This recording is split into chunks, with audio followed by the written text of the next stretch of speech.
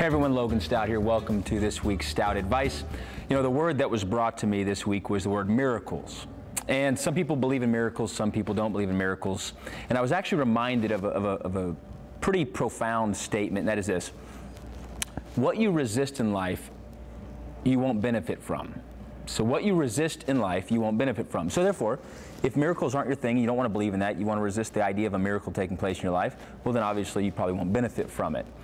And that's just one example of a lot of things. But as you look at miracles, you know, you look at the birth of a child. You know, my wife and I, we were told you can't have children. Well, we've got two, right? And so there's so many things that can happen. And one of the biggest things I want us to understand is this: if you limit the possibilities of what can take place in life, you're limiting the benefits of those possibilities for you and yours.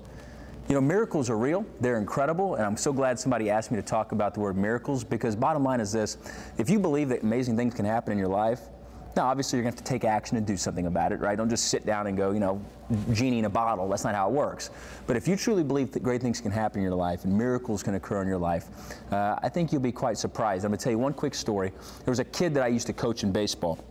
This was about 10 years ago, and his mother had cancer, was on her deathbed in the hospital in a coma.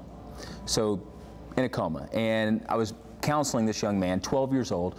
He said, "Logan, all I want is to be able to tell my mom I love her one more time, and for her to be able to tell me the same. That's all I want." Every day, day in, day out, he'd go sit by his mother's deathbed, still in a coma, can't move.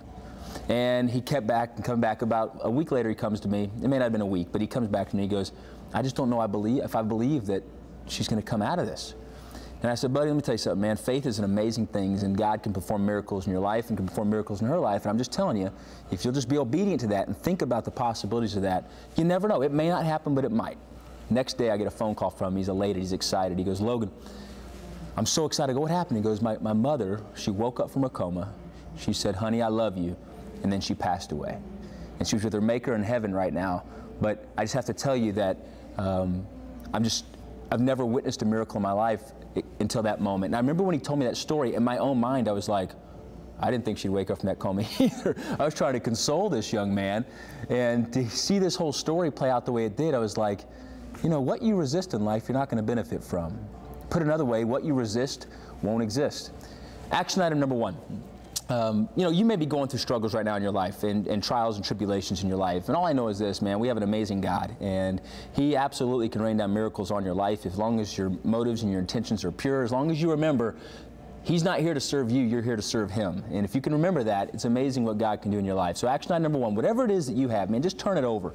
Just turn it over and lift it up above. And some of you listening to this may not be Christians, you may not, and that's okay. I'm not trying to beat you over the head with this, but I want you to understand, if you'll turn it over to your Maker, that's step one. Step two, action item number two is this: it's not always going to happen on our time.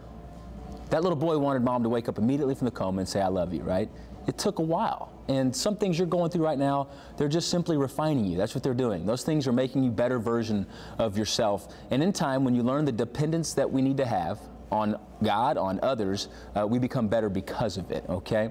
Well, thanks for joining us this week on Stout Advice. I can't wait to hear about the miracles that God performs in your life, okay? Have a great day.